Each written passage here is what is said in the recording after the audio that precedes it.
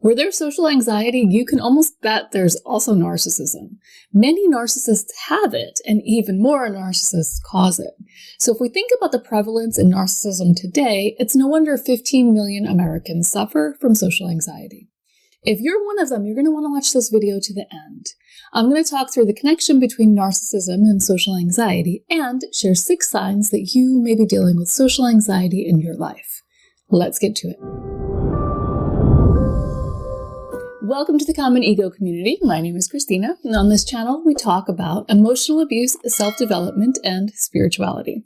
Today, we're talking about a topic that's near and not so dear to my heart, social anxiety. I don't mind sharing that social anxiety has been a part of my life in varying forms for as long as I can remember. And I have come a long way in the past few years, but I definitely still have work to do. I recently learned about the connection between social anxiety and narcissism, and it's kind of fascinating. But before I get to that, I want to share that this video is sponsored by BetterHelp, an online therapy portal that can connect you with a qualified therapist. And if your anxiety is stopping you from living your best life, I definitely suggest talking to a therapist, whether it's through BetterHelp or whether you find the therapist yourself. And for 10% off your first month, be sure to use the link betterhelp.com/commonego. Now for the connection between social anxiety and narcissism. And the connection is twofold. First, as I mentioned, narcissists cause social anxiety. And they do this by second-guessing your every move or making fun of everything you do. When you grow up around narcissistic people, you're going to be so used to people doubting, degrading, and outright making fun of you that you're probably going to expect that this is how everyone behaves. In a narcissistic family, there may be a scapegoat who bears the brunt of all or most of the negative feedback. But not all families with narcissistic parents have a clear scapegoat. In many narcissistic family dynamics, no one is safe from the criticism. Either way, dealing with this type of feedback constantly can definitely have an impact on your self-esteem and how you see the world.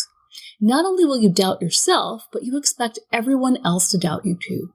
And based on my experience and my beliefs, it becomes a self-fulfilling prophecy. You believe it'll happen, and it does. Why isn't it so easy to manifest $1 million? But this connection does make sense because of how people in your environment will react to your discomfort in social situations. There are some kind-hearted people who will do what they can to ease your worry and make you feel comfortable. And there are some narcissistic-hearted people who will pounce on the perceived weakness. So the more you project symptoms of social anxiety, the more you'll attract narcissistic people. So that was the first connection. Narcissists cause social anxiety in other people. The second connection between narcissists and social anxiety is that they're also likely to suffer from social anxiety. And there have been some studies on this. I'll link to a research article that pulls a lot of the work together. But essentially, all narcissists are prone to anxiety. The grandiose type may not experience extreme levels, and they may be better at masking symptoms than their vulnerable counterparts. The vulnerable or covert narcissist is more likely to show signs of social anxiety, but they still have the intense need for external validation to support their false persona. And so they'll usually try to accomplish their goal of getting validation on social media instead of through face-to-face connections. But this highlights the subtle difference between a narcissist's social anxiety and someone else's. Not only does a narcissist pass along their social anxiety through abuse, but they find themselves in the tricky situation where they need constant validation and are afraid to put themselves out there to get it. Because if they were met with criticism instead of validation, it would be soul-crushing. So that sums up the connection between narcissism and social anxiety. And now I want to share the signs that you're dealing with social anxiety in your life. It's so much more than most people realize. For example, if you're just a little shy or get nervous about speaking in front of large groups, you probably don't struggle with social anxiety. And I want to be clear that when we're talking about signs of social anxiety, we aren't diagnosing the problem. Only a licensed therapist can do that. But if you identify with the following signs more often than not, it may be a good idea to talk to a therapist about social anxiety. So the first sign that you struggle with social anxiety is that you have a fear of being judged negatively by other people. If you're feeling close to a panic attack before every test or work evaluation, you may be dealing with social anxiety. This is a constant and almost crippling fear that someone will not approve, and it may even keep people from trying new things. The second sign is a constant worry that you're going to embarrass yourself. If you're staying home because you're sure you're going to stick your foot in your mouth, overshare, or say or do something embarrassing, you probably struggle with social anxiety. The third sign is that you avoid talking to strangers because you assume the worst about all potential interactions. Maybe you're afraid they'll think you're weird or that they'll be rude to you in some way. Maybe you're afraid you'll say something to offend or anger them, yet there's no reason for this fear in the moment. For example, if you're about to have a confrontation, this fear might be warranted.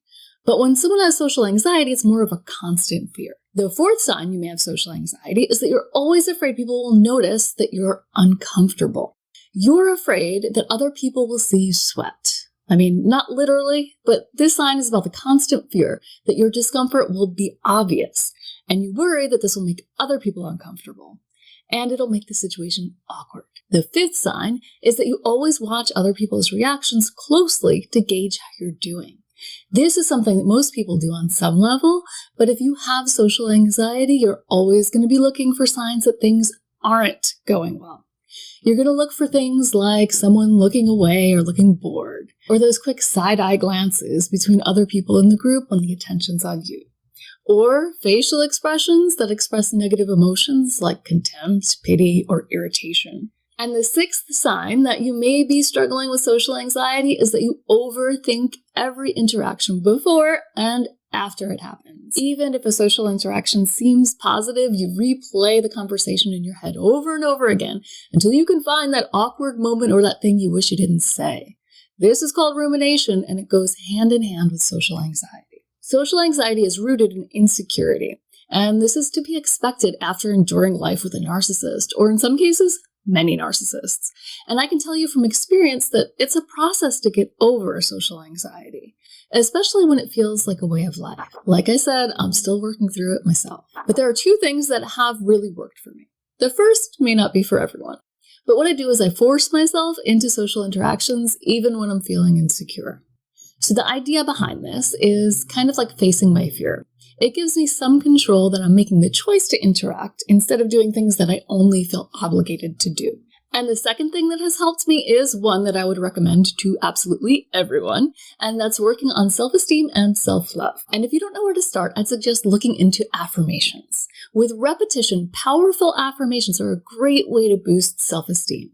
You just have to make sure that you believe them, at least within reason. I'm going to link to a video where I share affirmations to help you after you've dealt with a narcissist. And in this video, I also share tips for creating your own. Because it's so important to believe the affirmations that you're saying, sometimes you need to be the one to create them yourself. So that video is right here. Don't forget to like this video if you found it helpful. Each like, share, or comment lets YouTube know that this is a video other people may want to see.